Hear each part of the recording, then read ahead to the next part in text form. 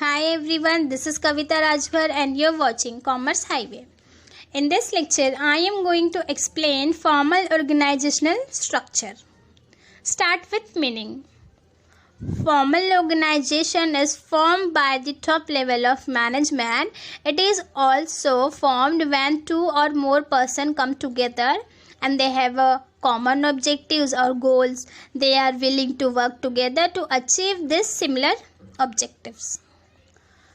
Formal organisation एक structure and authority है, responsibility है जो कि मैनेज की जाती है by top level of management और सबसे ज़्यादा फोकस करती है वर्क एंड ऑब्जेक्टिव्स पे. Now features of formal organisation. A formal organisation एक fix set of intra organisation procedure है और स्ट्रक्चर है जो वेल डिफाइंड और वेल प्लान्ड होता है. फॉर्मल ऑर्गेनाइजेशन तभी फॉर्म्ड होता है जब टू और मोर पर्सन कम टुगेदर और सभी का एक कॉमन ऑब्जेक्टिव्स और गोल हो. Formal organisation has its own rules and regulation. ये रूल्स एंड रेगुलेशन फॉलो किए जाते हैं by employ and manager. Formal organisation एक सिस्टम है कोऑर्डिनेशन और अथॉरिटी का and it has a clear superior and subordinate relationship. Formal organisation के objective specific और वेल डिफाइंड होते हैं और सभी मेंबर्स को स्पेसिफिक ड्यूटीज़ एंड रिस्पॉन्सिबिलिटी दी जाती है. फॉर्मल ऑर्गेनाइजेशन इज स्टेबल और जिसका मेन ऑब्जेक्टिव होता है प्रोडक्टिविटी, ग्रोथ एंड एक्सपांसन. जैसा कि फॉर्मल ऑर्गेनाइजेशन में सुपीरियर सबऑर्डिनेट के बीच गुड रिलेशनशिप होती है, इसलिए ये एक तरीके का चेन ऑफ कम्युनिकेशन भी है और ऑर्गेनाइजेशन प्रोवाइड करता है financial benefits like wages, salary, bonus, travelling allowance, health insurance etcetera employees को. Now advantages. The formal organisation clearly outline the relationship among the employee, hence it become easiest to track the responsibility. Formal organisation में good relationship होती है employ और management के बीच और सभी members की duties and responsibilities specific होती है जिसके थ्रू वो अचीव कर पाते हैं एम्स एंड ऑब्जेक्टिव्स को.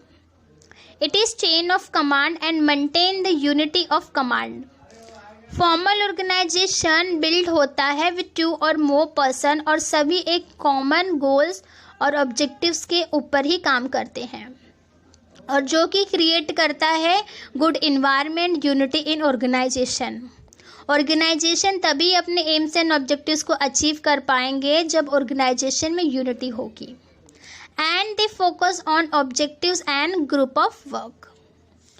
फॉर्मल ऑर्गेनाइजेशन में वर्क सिस्टमैटिकली और डिवाइड होता है ग्रुप और डिपार्टमेंट में, so there is no chances of overlapping of work.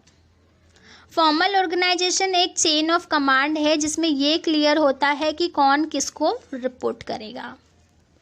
Now disadvantages. Formal organisation में डिसीजन मेकिंग स्लो होते हैं क्योंकि they follow chain of command before taking any decision. Formal organisation में मैनी लेवल्स ऑफ मैनेजमेंट होते हैं जिसकी वजह से ये हाई इन कॉस्ट होता है. समटाइम्स कम्युनिकेशन बैरियर्स भी होते हैं because of distance between the lowest to top level of management. Formal organisation importance नहीं देती है एम्प्लॉय के सोशल नीड्स को जिसका रिजल्ट होता है demotivation of employ and also ignore human relation, creativity, talent etcetera because it gives more importance to work only. So these are the features, advantages and disadvantages of formal organizational structure. Thanks for watching and never forget to subscribe my channel.